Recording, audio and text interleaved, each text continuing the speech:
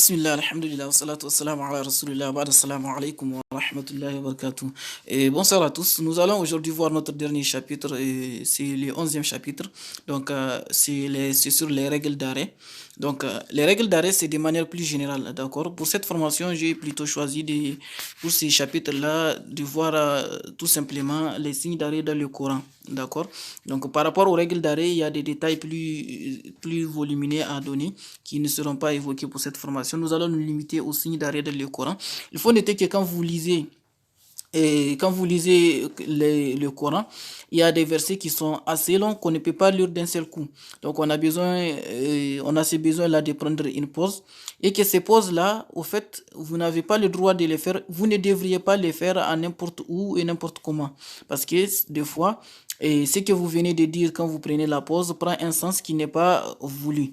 Et nous allons voir ces signes d'arrêt dans le Coran. Vous allez retrouver dans les exemplaires du Coran, vous allez trouver des signes, d'accord? Des signes, parfois c'est souvent des lettres qui sont placées juste au-dessus des versets. Et ces lettres-là indiquent qu'il faut s'arrêter ou pas, ou qu'il faut forcément passer, etc., etc. Nous allons les détailler tout à l'heure. Donc, c'est résumé ici dans ce tableau. Et par rapport à ces tableaux, regardez la première colonne à droite, c'est les signes. D'accord? Les signes, au milieu, la colonne du milieu, c'est la signification. Et enfin, à gauche, tout à gauche, des exemples de versets avec les symboles en question ou les signes.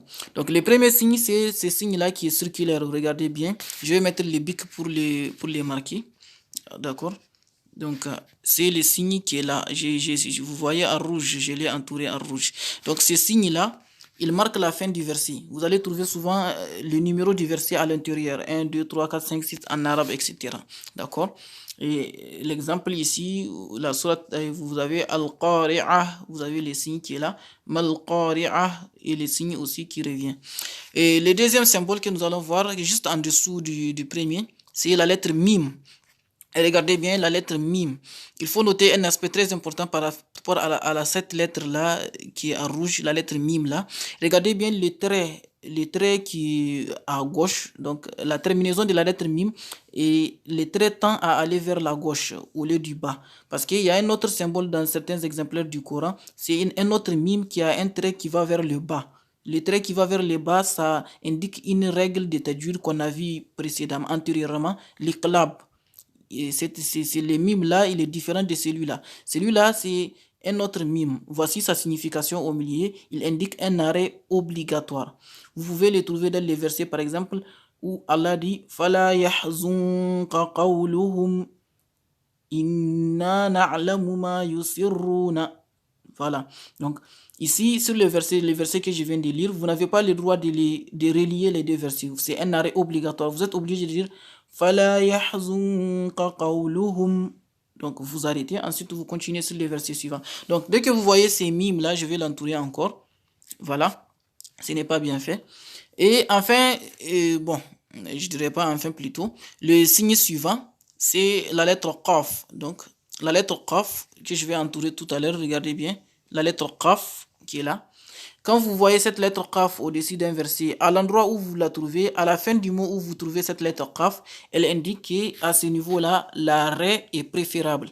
Donc, quand on dit que l'arrêt est préférable, ça veut dire que vous pouvez passer, vous pouvez continuer la lecture, mais si vous vous arrêtez, cela est encore plus recommandé. D'accord?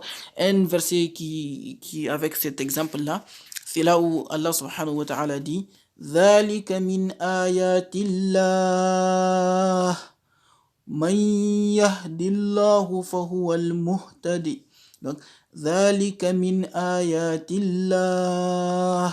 Ici, de préférence, on veut que vous vous arrêtez. Donc, quand vous allez lire le verset, il est mieux de dire ذَلِكَ مِنْ آيَاتِ اللَّهِ. Donc, vous arrêtez, ensuite continuez. Mais si vous liez en même temps, vous continuez sans vous arrêter aussi, ce n'est pas grave. D'accord?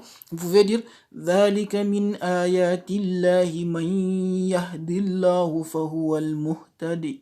Ainsi de suite. Enfin, le dernier signe sur cette partie-là, sur cette diapo que nous allons voir, c'est la lettre Jim, d'accord? La lettre Jim que je viens d'entourer. Pour la lettre Jim, d'accord, elle indique une autorisation d'arrêter comme de continuer, d'accord? Quand vous voyez la lettre jim à la fin d'un mot, lors de la lecture d'un verset, ça veut dire que vous pouvez, tout comme vous pouvez vous arrêter à ces mots-là, vous pouvez également continuer, il n'y a pas de préférence. Vous avez le choix, tout simplement. Et vous trouverez cette lettre jim, vous allez la trouver beaucoup plus nombreuse, en tout cas sur les exemplaires du Coran. Vous allez voir à beaucoup d'endroits, vous avez cette lettre jim-là. Et un exemple, c'est le verset où Allah subhanahu wa ta'ala dit Ya hasratan ala al-ibadi ma ya'tihim min. Donc ici, vous avez le choix. Vous pouvez soit vous arrêter, comme je viens de le faire, ou lire les versets en continuité sans s'arrêter. Ya hasratan ala al-ibadi ma ya'tihim min rasulin, etc., etc. D'accord? Nous allons passer à la diapo suivante.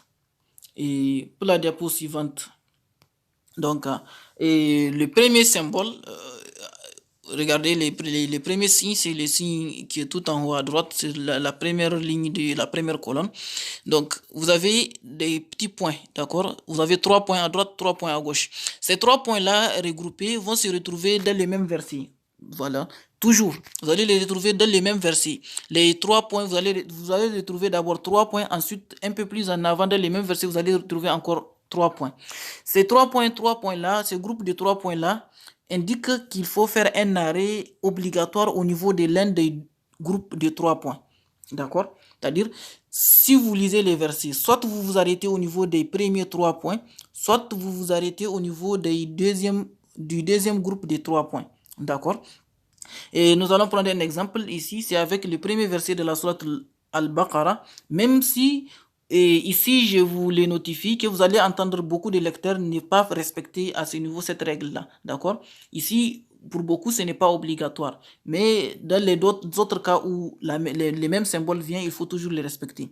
Et donc ici, vous avez le premier verset de la sourate Al-Baqarah. Vous pouvez soit vous arrêter au niveau du premier groupe de 3 points en lisant ذلك الكتاب لا ريب ذلك الكتاب لا ريب فيه هدى للمتقين.